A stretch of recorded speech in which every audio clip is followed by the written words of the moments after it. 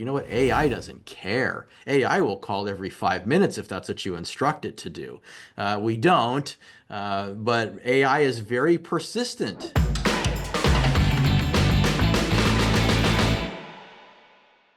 Topic AI. How are you using AI to better manage your properties? We're using AI in like three different ways right now. One is we're using it for tenant acquisition. In other words, uh, we're using it to market our available units to prospects. So it's kind of a way for us to more efficiently advertise our availability of apartment inventory.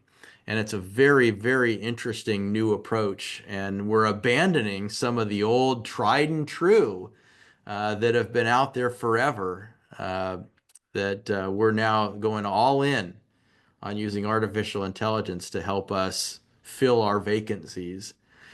We're also using it to manage our prospect flow and manage our existing residents. In other words, like we've got a new AI system now that's a large language model that will communicate with our residents to say like your rent is late, right? And that's the apartment manager's job, isn't it? You know, your apartment manager on site is supposed to, look at the delinquency list and start making phone calls and dialing for dollars. Hey, you didn't pay your rent. What's going on? When are you planning to pay?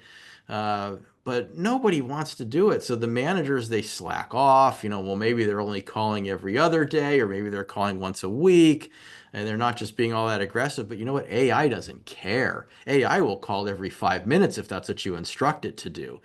We don't, but AI is very persistent and will stay on top of the situation because it doesn't let emotions come into play.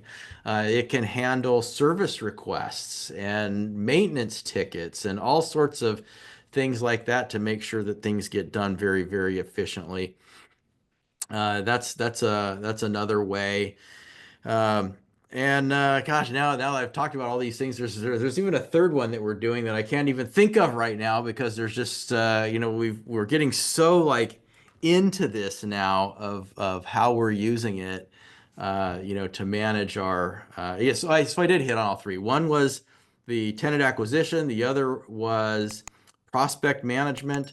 And then the other is just like maintenance items and delinquencies and that sort of stuff. So all kinds of different ways to make the operations of your property go a little bit more efficiently for your site staff. And not only does that save your site staff time and aggravation, it can in some cases perform better than your site staff because, as I said, it's persistent.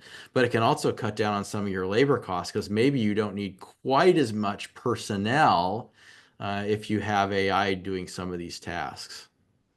It's been great jamming with you, Brian, as always. How can people connect with you? Also, where can people find your book, The Hands-Off Investor? They can connect with me through our company website for Praxis Capital. That website is praxcap.com.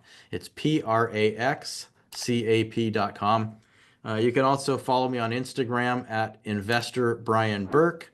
Or you could catch me on Bigger Pockets, on the forums answering questions, or on passivepockets.com, the new wing of Bigger Pockets for passive investors.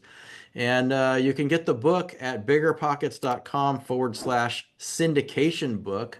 That's direct from the publisher. If you buy it from them, you get some bonus content that includes 100 questions to ask your syndication sponsor.